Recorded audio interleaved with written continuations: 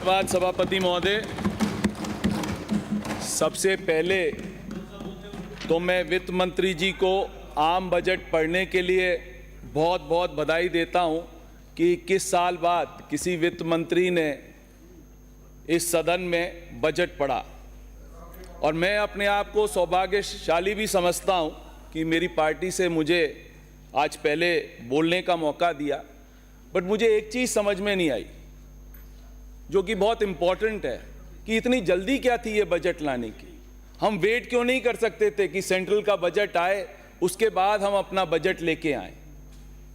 पिछली बार आपको पता है कि हमने 9 तारीख को अपना बजट 9 तारीख को सेंट्रल 1 तारीख को सेंट्रल का बजट आया था, तो हमने 10 फरवरी को बजट किया था। आज जे जैसी स्कीम यदि वो ला दें और वो स्टेट्स को कहें कि 45,000 करोड़ रुपए आपको JJM जैसी या कोई हाईवे की स्कीम में लेके आना है, कहां से आप दोगे? किधर से आप अकाउंट फॉर करोगे? ये आपने सोचा है? इतनी क्या जल्दी है? इतनी क्या जल्दी थी इस बजट लाने की? आपको वेट करना चाहिए था। कोई गुजरात या हरियाणा का हाल होने वाला थोड़ी है राजस्थान में जो इतनी जल्दी थी। कोई हटाए थोड़ी जा रहे थे जो इतनी जल्दी थी। आपको ये समझना चाहिए कि भाई बजट पहले देश का बजट आए फिर राज्य का बजट आए, नहीं तो आपकी आधी चीजें अकाउंट फॉर ही नहीं होंगी। ये बजट आम आदमी की इच्छाओं और अपेक्षाओं में का दर्पण होता है। सरकार की नीति रीति की झलक उसमें दिखाई देती है, लेकिन मुझे इसे देखकर ऐसा लगता है सरकार की कोई रीति नीति है नहीं है, कोई इच्छा शक्ति नहीं है, और राजस्थान के विकास के लिए वो कुछ नहीं करना चाहते। ये बजट दिशाहीन है। आम आदमी को इसमें गहरी निराशा हुई है इस बजट के बाद। इस बजट में ना तो किसानों का दुख दर्द समझा गया, ना गरीब मजदूर आदिवासी बेरोजगार युवाओं की पीड़ा को समझा गया। हर वर्ग का व्यक्ति अपने आप को ठगा सा महसूस कर रहा है। आप कहते हैं हमने बजट में 53%, हमने संकल्प पत्र में आप ये कहते हैं कि हमने 45 बिंदुओं पर अपनी घोषणाएं पूरी कर दी। 45 विषयों पर संकल्प पत्र की बात कर रहा हूं। या तो आप बोलने में बैठ जाता हूं। परसेंट नहीं है, 45 लिखा हुआ है, आप पढ़ लें अच्छी तरह। और मुख्यमंत्री जी कहते हैं हमने 45%। क्या सही है? या तो मुख्यमंत्री जी सही है या ये बजट सही है। क्या सही है? 45 बिंदु सही है या 45% सही है? ये डिसाइड करना आपका काम है। आप डिसाइड करके इसका जवाब दे दीजिएगा। जब जवाब दो तब आप इसका मुझे जवाब दे दीजिएगा। अब जब अपन बात करते हैं स्टेट बजट की, स्टेट बजट को अपन जब भी देखेंगे उसको सेंट्रल बजट से देखना पड़ेगा, क्योंकि आपकी 46% की रेवेन्यू जो आती है वो GST के थ्रू आती है। और GST को कौन कंट्रोल करता है? GST को कंट्रोल करता है सेंट्रल गवर्नमेंट। आप उसमें कुछ नहीं कर सकते, आपका कोई उसमें लेना देना नहीं है। जब से GST आई है, मंत्री जी आप चुप रहो, आपको मंत्री बनवा देंगे, आप चिंता मत करो, आप चुप रहो और सुनो, थोड़ा आपका फायदा ही होगा। इसीलिए कह रहा हूं, आप समझोगे तब समझ में आएगा ना। आज आपको यह समझ में आना पड़ेगा कि GST में हम कुछ भी नहीं कर सकते। ना तो हम रेट चेंज कर सकते हैं, ना हम कोई अमेंडमेंट ला सकते हैं, हम कुछ भी नहीं कर सकते। GST हमारी स्टेट की सोवरेनिटी खत्म हो गई है। GST आने के बाद हम कुछ भी नहीं कर सकते। आप यदि हम सेंट्रल गवर्नमेंट की बात करें, सेंट्रल गवर्नमेंट ने जो पिछली बार के जो बजट दिए थे, आप सबको पता है देश किस मुश्किलों के दौर से इस वक्त गुजर रहा है। 2014 में हमारी सरकार गई, तब हम 55 लाख करोड़ का लोन छोड़ के गए थे इस कंट्री के ऊपर। और 2024 31 मार्च 2024 को जब नया फिगर आपकी सरकार ने दिया, तो आपने कर्ज का बोझ जो है वो 1,68,000 करोड़ कर दिया। मतलब 10 साल में आपने 112 करोड़ का लोन लिया। मेरे से पुरानी वक्ता कह रही थी कि कांग्रेस 1,12,000 करोड़ 112 जो 10 साल में किया, और हम लोगों ने 70 साल में 55 लाख करोड़ किया। क्या करा उस पैसे का? आपको पता है सभापति महोदय क्या होता है? हर साल आपकी सेंट्रल गवर्नमेंट 17 लाख से 18 लाख करोड़ का कर्ज ले रही है कोरोना के बाद। प्राइवेट सेक्टर के पास पैसा नहीं है, बाजार से पैसा ही नहीं मिलता, क्योंकि सब बॉन्ड्स इश्यू हो जाते हैं और बॉन्ड्स में इतना अच्छा रिटर्न है कि लोग बाग बाजार से पैसा ही नहीं उठा पा रहे, नए उद्योग नहीं आ रहे। ये सबसे बड़ी त्रासदी है इसकी। अब आप देखें, हमारे पास एनडीए की सरकार जब थी तब ये सब हमें कोई प्रॉब्लम नहीं आती। आज हंगर इंडेक्स ले लीजिए, 125 देश हैं, उसमें हमारा स्थान क्या है हंगर इंडेक्स में? 111वां। हम बांग्लादेश, पाकिस्तान, श्रीलंका से भी नीचे हैं। क्या हमारी स्थिति ये है? एक जमाने में हमारा देश कहलाता था सोने की चिड़िया, तो ये सोने की चिड़िया का हाल आपने ऐसा कर दिया, सोने की चिड़िया का हाल आपने ऐसा कर दिया कि आपको पता ही नहीं पड़ा कि आपके साथ क्या हो रहा है। आप भुखमरी की सिचुएशन लाके रख दिया आपने। आपको यह जानकर भी खुशी होगी कि एनडीए सरकार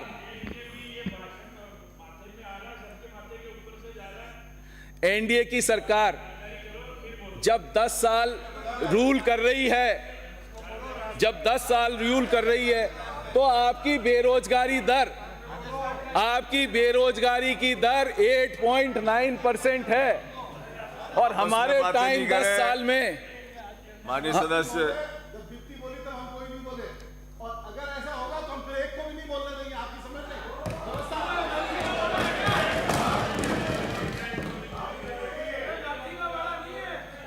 आपको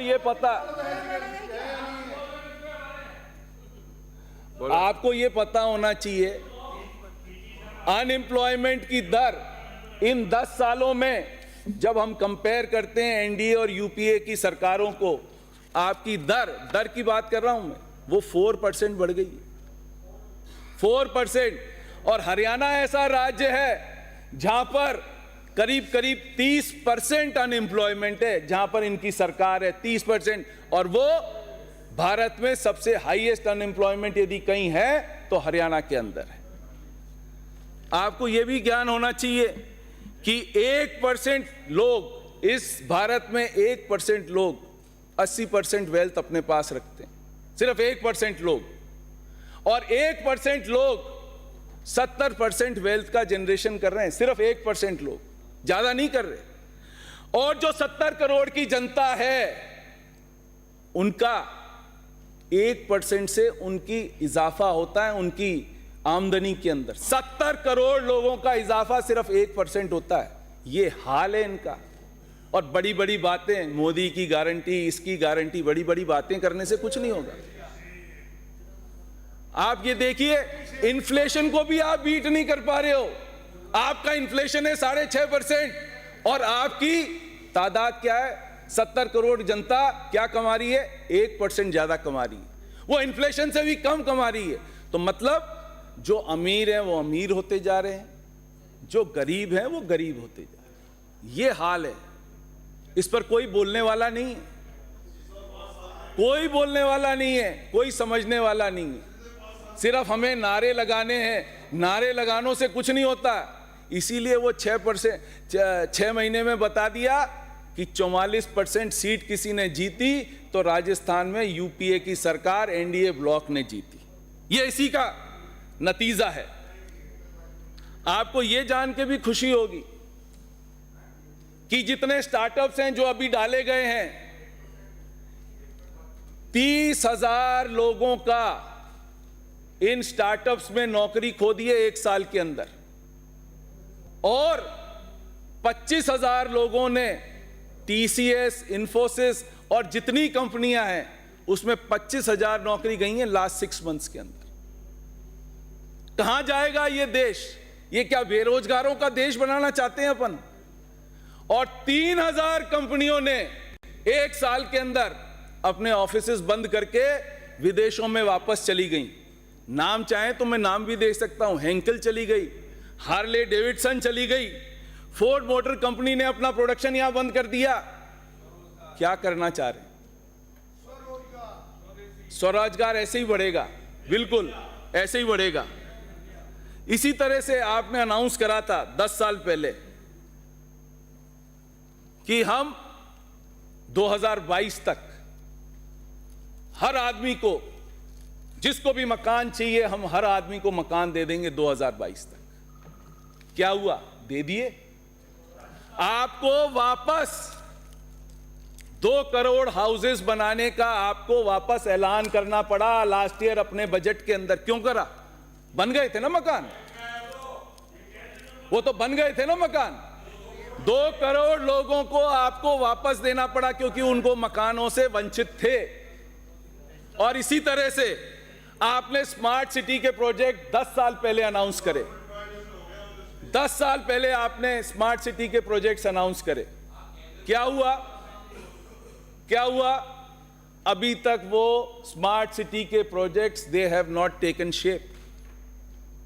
अभी तक सिर्फ 93% उनमें काम हुआ है, अभी भी 7% उनमें काम बचा हुआ है और केंद्र सरकार ने 1 साल उनकी मियाद और बढ़ा दी है। तो अब आप ये सोच लीजिए, जो 10 साल से प्रोजेक्ट्स पूरे नहीं हुए उनकी कॉस्टिंग कितनी बढ़ गई होगी। वो कॉस्टिंग का भार किसके ऊपर आया होगा? या तो काम कम हुआ होगा या सरकार ने अपनी डीपीआरस को चेंज करा होगा। ये सब आपको सोचने की बात है और आप इस पर खुद सोच सकते हैं। आज हमारे स्टेट बजट की बात मैं शुरू करता हूं स्टेट बजट से। सबसे पहले, क्योंकि आपके समझ में नहीं आएगी ना इसलिए आप हंसिए। जो मुझे कहना था वो मैंने कह दिया। और ये आपने पहली बार कोरोना के टाइम पर भी 70,000 करोड़ का हमने डेफिसिट नहीं करा था, जब हमारी ओन रेवेन्यू ऑलमोस्ट 30% हो गई थी। और आज की डेट में हमारी रेवेन्यू बढ़ी है। टारगेट जितने हो उतनी नहीं बढ़ी, बट फिर भी 5 से 7% हमारी रेवेन्यू बढ़ी है। 70,000 करोड़ का पहली बार किसी ने बजट दिया है जो डेफिसिट में बजट है। यदि आप इसको 5 साल ले लो तो ये हो जाएगा 3.5 लाख करोड़, और इन्फ्लेशन और काउंट कर लेना तो ये आपका लॉस होगा 3,75,000 करोड़। कभी सोचा था 3,75,000 करोड़ का मतलब क्या है? हर आदमी को अपनी जेब से, राजस्थान के हर आदमी को अपनी जेब से 50,000 रुपए देने पड़ेंगे इन 5 सालों में। यह हाल आपने कराया पहले बजट के अंदर। आपको वो भी बता देता हूं, मंत्री जी बैठो, I am even coming to that. आप भी पहले उस कैबिनेट, एक सेकेंड, उस कैबिनेट के आप भी पार्ट थे, वो भी मैं बोल रहा हूं, आप चिंता मत करो। I am coming to each and everything. जब हम छोड़ के गए थे 2014 में सरकार, 13-14 एक ही बात है, 13 में जब हम छोड़ के गए थे तो 1,29,000 करोड़ का 1,29,000 करोड़ का हम लोन छोड़ के गए थे। ठीक है, आप जब छोड़ के गए उस पे 90,000 करोड़ बिजली का और जोड़ लो। एक नहीं, उसमें 90,000 करोड़ नहीं है वो, क्योंकि हमने 62,000 करोड़ बिजली पे उदय योजना में, एक सेकेंड, उदय योजना में 62 करोड़ हमने लिया। एक सेकेंड, बार बार डिस्टर्ब कर रहे हैं। इनका बोलने का नंबर आया जब आप इसका जवाब देते हैं। सभापति जी आप इधर से आंखें बूंद कर लो, आपको कुछ बोलना ही नहीं है। नहीं, फिर और अगले भी बोलना शुरू हो जाएंगे, फिर हम क्या करेंगे? आप बोलो, आप तो बोलो। उदय योजना में हमने 1,10,000 करोड़ की गारंटीज दी हैं। Are you aware of it? Which is 7.8% of the GDP, that is separate from this budget. Those are other liabilities. You are not even aware. आप पढ़ो बजट। सदस्य आप भी वहां चर्चा मत वो बोल रहे हैं तो मैं उसका जवाब दे रहा हूं। आप तो यह बताओ, जो 2018-19 में जब हमें मिली सरकार तो हमें ये 3,09,385 करोड़ का लोन छोड़ के गए थे। मतलब इनने 5 साल में 1,80,000 करोड़ तो वो लिए थे लोन, और 62,000 इनने उदय योजना में लिए थे जिसकी इनने गारंटीज दी। तो मतलब कितना हो गया? 1,80 और 62, 2,42। हमने इन 5 साल में यदि इन्फ्लेशन काउंट करते तो क्या कर दिया? 2,70,000 करोड़ ले लिया। और अब आप क्या करके जाओगे वो मैंने आपको बता दिया, 3,75,000 करोड़ करके जाओगे। तो ये बोलने से कुछ नहीं होता, फैक्ट्स एंड फिगर्स हैं जो रखे हुए हैं। ये बहुत अच्छा करा। एक तरफ तो आपके पास पैसा नहीं, सरकार कहती है पैसा ही नहीं है, डेफिसिट में 70,000 करोड़ नहीं। आपने अभी क्या करा, कैप्टिव पावर प्लांट्स की इलेक्ट्रिसिटी ड्यूटी जो 60 पैसे प्रति यूनिट आती थी वो आपने खत्म कर दी। और ऐसा खेल हुआ सभापति महोदय, यदि आप उस लाइन को पढ़ो, यदि मेरी आउटस्टैंडिंग है तो उसमें सिर्फ 10% जमा कराओ और आउटस्टैंडिंग क्लियर। कितना बड़ा खेला करा इस सरकार ने, किसी को पता नहीं है। कितना बड़ा खेला हुआ है किसी को पता नहीं है। मतलब पूरी आउटस्टैंडिंग 10% में। कौन सी एमनेस्टी स्कीम थी? Did you announce that amnesty scheme? Amnesty scheme announce नहीं हुई और उससे पहले 10% में आपने सब, तो ये हाल करा है। तो ये तो खेला हो रहा है राजस्थान में बैठे बैठे, और बात बड़ी बड़ी करने से कुछ नहीं होता है। और एक बहुत अच्छी छूट दी साहब, क्या कहा कि बैंक के डॉक्यूमेंट्स कराओगे रजिस्ट्रेशन में तो आपको हम छूट देंगे, यानी लोन डॉक्यूमेंट के अलावा हम छूट देंगे। तो मेरे को भी लगा यार ये तो बहुत बड़ी छूट होगी, अपने को पढ़ना चाहिए, समझना चाहिए। पता पड़ा लोन डॉक्यूमेंट पे तो डॉक्यूमेंटेशन होता है तो 0.25% की स्टैंप ड्यूटी लगती, सभी बैंक लेंगी, उस पर कोई आपने चेंज नहीं करा। उसके अलावा जो पेपर लगते हैं, 100 रुपए का तो गारंटर का पेपर लगता है और 100 रुपए जो आदमी देता है उसका पेपर, लोन लेता है उसका पेपर लगता है। तो मतलब कितनी बड़ी छूट हो गई एक आदमी के लिए, 200 रुपए। और यदि मैं लोन लूं 1 करोड़ का तो 200 रुपए उसमें क्या मायने रखते हैं। ऊंट के मुंह में जीरा कहने में भी हमें शर्म आनी चाहिए। अपन क्या बात कर रहे हैं, किसको छलावा दे रहे हैं? ऐसे छलावा, ये क्या ड्रेसिंग करी है जो कहते हैं ना विंडो ड्रेसिंग, ऐसी ड्रेसिंग करी है, बहुत शानदार ड्रेसिंग करी। आपने वैट और पेट्रोल पे डीजल पर वैट आपने 2% करा। क्यों कम करा? क्योंकि आपको लगता था कि हमें प्राइस इक्वलाइजेशन करना है कि गंगानगर में एक रेट है, भरतपुर में एक रेट है, जयपुर में एक रेट है। आज भी भरतपुर और गंगानगर में करीब करीब 1 रुपए 90 पैसे का डिफरेंस है। ये आपके अफसर आपको सिखा रहे हैं, आपका वैट कम करना दिखा रहे हैं कि ये वैट कम हुआ। और आज भी यूपी, दिल्ली, हरियाणा और पंजाब से आपकी रेट अभी भी ज्यादा है, आज भी ज्यादा है। जो मोदी जी की गारंटी थी ये आप पढ़ लेना, उनने क्या लगा। आपने क्या करा, ना एक प्राइस इक्वलाइजेशन हुआ, ना आपकी प्राइस कम हुई दूसरे राज्यों से, तो फायदा क्या हुआ? वाह क्या जबरदस्त करा है। एक बहुत अच्छा काम करा जो मैं भी तारीफ करता हूं, जो जॉइंट फैमिलीज का आपने एक्सचेंज डीड कराई, जो जॉइंट फैमिलीज की एक्सचेंज डीड कराई, वो बहुत अच्छा काम है। उसमें जॉइंट फैमिली के सब झगड़े खत्म होते हैं। 6% से आपने 2% कम किया, उसके लिए मैं भी पेट थे, ये थपथपाता हूं कि बहुत अच्छा काम। जो अच्छा काम है मैं उसकी आपकी बुराई नहीं करूं, बट जो अच्छा काम नहीं है वो तो आपको सुनना पड़ेगा। अब आप आइए स्टेट की ओन टैक्स रेवेन्यू। अपन जीएसटी सबसे बड़ा हमारा कंपोनेंट है, सिर्फ उसको ले लेते हैं। जीएसटी हमारा सबसे बड़ा कंपोनेंट है, उसको ले लेते हैं। जीएसटी में जब भी हमने बजट में जो भी फिगर दिए हैं, आज तक हमने वो फिगर कभी पूरे नहीं करे, कभी भी पूरे नहीं करें। फॉर लास्ट 10 ईयर्स आपने जो भी जीएसटी के फिगर दिए, या पहले वैट था, आपने जो भी बजट करा, आज तक कभी पूरे नहीं हुए। मैं आपको एग्जांपल दे देता हूं। 20-21 में वी वर डाउन 15%, 22-23 में वी वर डाउन 9%, 23-24 में वी वर डाउन -2%। इस साल आपने ग्रोथ क्या ले ली? और नॉमिनल, मैं रियल टर्म्स की बात नहीं कर रहा हूं सर, रियल टर्म और नॉमिनल में डिफरेंस होता है। और नॉमिनल टर्म्स आपने इंक्रीज लिया है 16% का, जो कि नेशनल एवरेज भी नहीं, नेशनल एवरेज नहीं है। गवर्नमेंट ऑफ इंडिया ने खुद अपने बजट भाषण में, हमारी फाइनेंस मिनिस्टर ने कहा था there will be an increase of 10.5%. They have taken an average of 10.5%. We are saying कि नहीं 16%. तो एक तो ये फिगर आपका गलत होना ही होना है। इसी तरह एक्साइज का, आपकी दुकानें तो उठी नहीं, जुलाई तक नहीं उठी, आपने पुरानी दुकानों को ही चलाया, उनसे ली, लोग बाग दुकान अपना पैसा कमा के, जो मेन सीजन था उसमें पैसा कमा के दुकान बंद करके चले गए। अब आपको डिस्काउंट में करना था, जो आपने 17,100 करोड़ कराए उसमें आपको मुश्किल से 15,000 करोड़ की भी रेवेन्यू नहीं आएगी, वो 2,000 करोड़। तो ये सब आपके लॉसेस और बढ़ते जाएंगे। इसी तरह से आपका वैट, आपने वैट क्या करा, 2% पहले कम कर दिया। सीएनजी और पीएनजी में अभी आपने वैट कम कर दिया। टरबाइन फ्यूल में तो कोई मतलब नहीं है, क्योंकि वो तो ट्रेनिंग इंस्टीट्यूट्स खुलेंगे तब आप करोगे, उससे कोई किसी को फर्क नहीं पड़ता, उसमें भी आपकी रेवेन्यू कम होगी। व्हीकल्स की आपकी रेवेन्यू इसलिए कम होगी कि आज पूरे देश में ऑल डीलर्स, ये बड़ा आर्टिकल था इकोनॉमिक टाइम्स में, all dealers throughout India are carrying vehicle stocks worth 44,000 crore.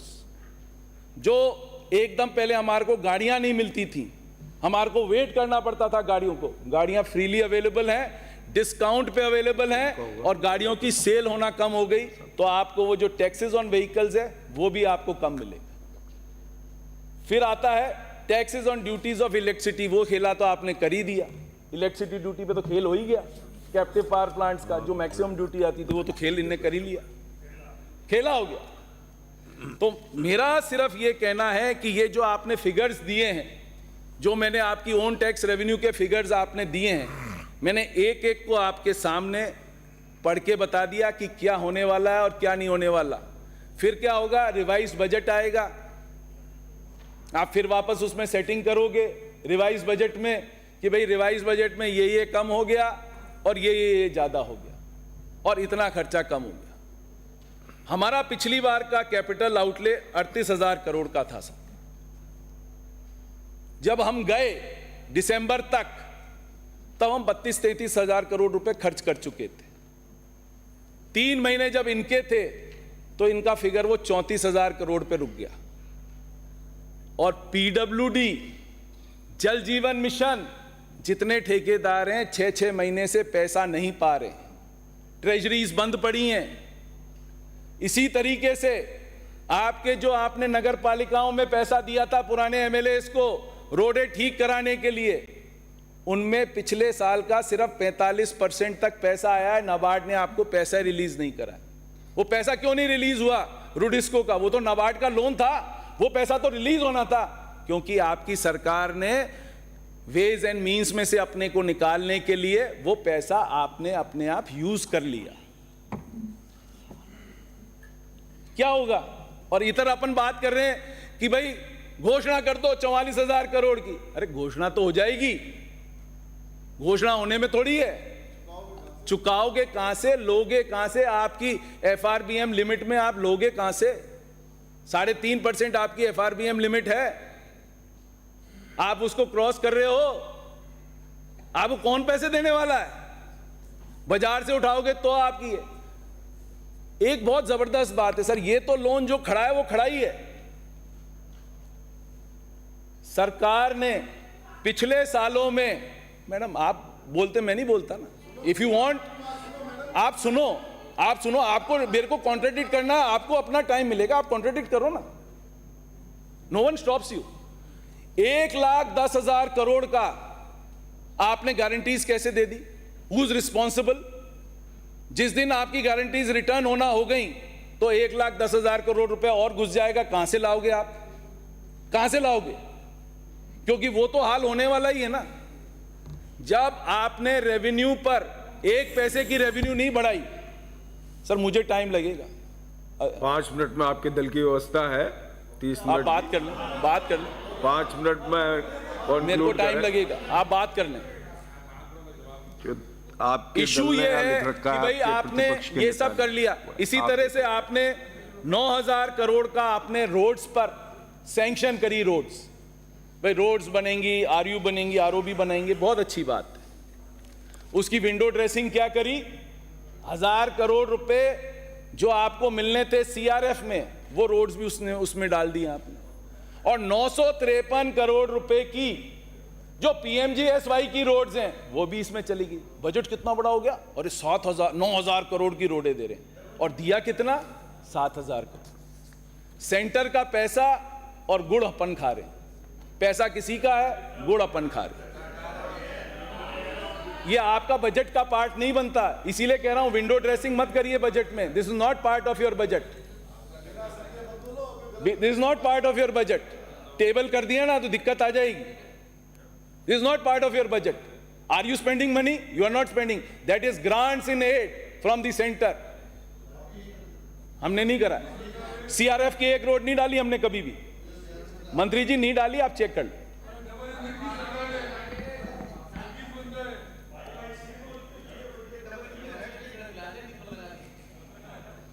एक मैं चाहता हूं जब भी जवाब आए, हमारी वित्त मंत्री जी जवाब दें जब भी, ये जो गारंटीज के ऊपर है उस पर एक तो डिस्कशन होना चाहिए। और ऑफलाइन बजटिंग, जितने आपके कॉरपोरेशंस हैं जिनमें आपने लोन उठाया है जो कि इस बजट का पार्ट नहीं है, वो भी टेबल पर आना चाहिए। हमें पता तो पड़े हम कहां स्टैंड कर रहे हैं, हमारी दशा क्या है। पता पड़ा ऑफलाइन बजटिंग में हमने 40-50 हजार करोड़ रुपए लेके रख रखा है।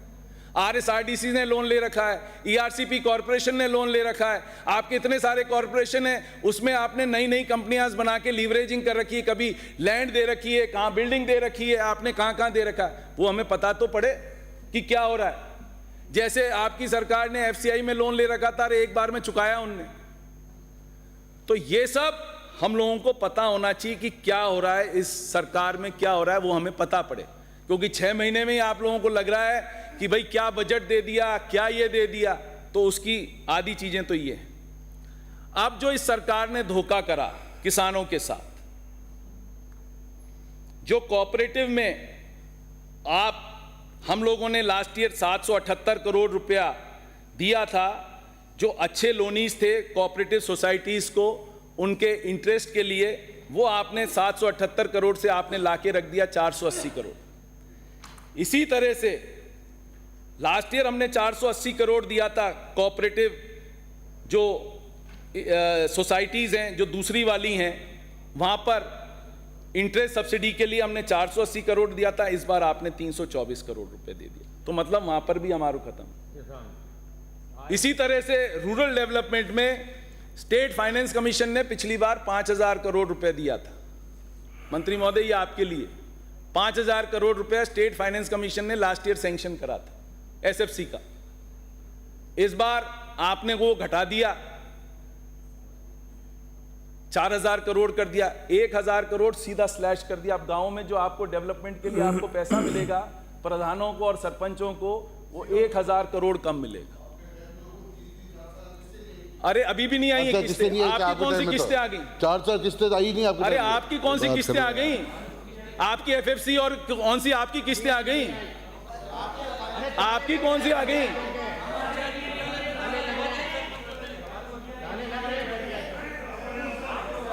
आपने अर्बन नरेगा जो कि हमने चालू करा था, हमने अर्बन नरेगा चालू करा, 650 करोड़ का हमारा प्रावधान था, आपने वो कट करके 300 करोड़ रुपए कर दिया। 350 करोड़ आपने वहां खत्म कर दिया।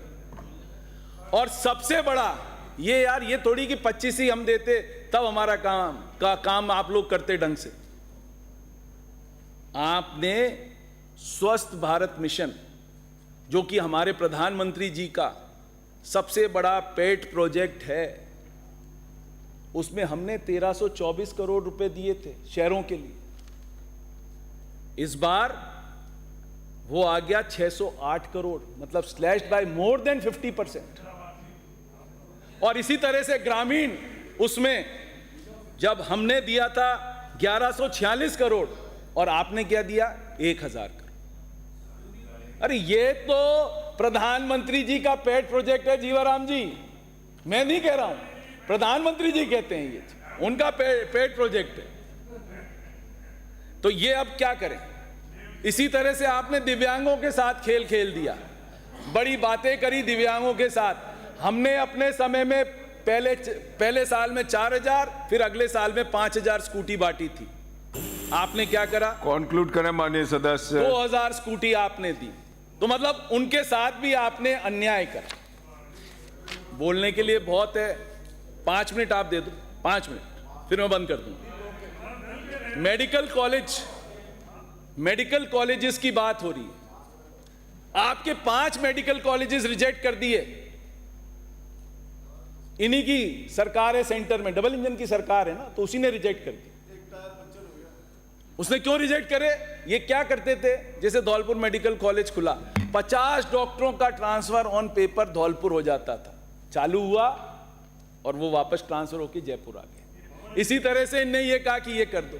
अरे भाई, जब तक डॉक्टरों की भर्ती नहीं होगी, जब तक ये नहीं होगी, आज आपके राजमहेश में डॉक्टर ही नहीं आ रहे। वो ये कहते हैं कि 30% सैलरी हम उनसे क्यों कम लें जो आरपीएससी से सिलेक्टेड है, और उसमें आप क्या करते हो कि वो ज्वाइन नहीं करता, वेटिंग लिस्ट रखते नहीं हो, वो ज्वाइन नहीं करता, आप उसको कहते हो भाई तू जा। भाई ये क्यों? वो बेचारे बच्चे जो पढ़ने के लिए मेडिकल कॉलेजेस में गए हुए हैं, जिनके मां बाप ने पैसा खर्च करा है, उनकी क्या गलती है? उनकी कोई गलती थोड़ी है। वहां टीचर्स नहीं है, आपने पता पड़ा मेडिकल कॉलेजेस तो खोल दिए, 6 महीने में बड़ी वाहवाही ले ली सेंट्रल सरकार ने की कर दी। एक मेडिकल कॉलेज में 1 या 2 के अलावा छोड़ के जितने नए मेडिकल कॉलेज खुले हैं, हरीश जी, किसी में भी कैथ लैब नहीं। कैथ लैब नहीं होने से, डॉक्टर साहब आप तो समझती हैं, you are a doctor, cath lab नहीं होने से आदमी को कितनी परेशानी होती। उसको रश करके जयपुर जाना पड़ेगा, कोई संभाग हेडक्वार्टर पे कैथ लैब नहीं है। आप ये जो छोटे छोटे पीएचसी वगैरह खोल रहे हो, उससे फायदा क्या हो रहा है? कम से कम एक जगह डिस्ट्रिक्ट में जहां पर 50 किलोमीटर या 100 किलोमीटर, जहां पर भी वो दूर है डिस्ट्रिक्ट सेंटर, वहां कम से कम कैथ लैब खोलिए। कैथ लैब तो एक ऐसी चीज है which is a must for a medical college, otherwise students वहां पढ़ेंगे क्या?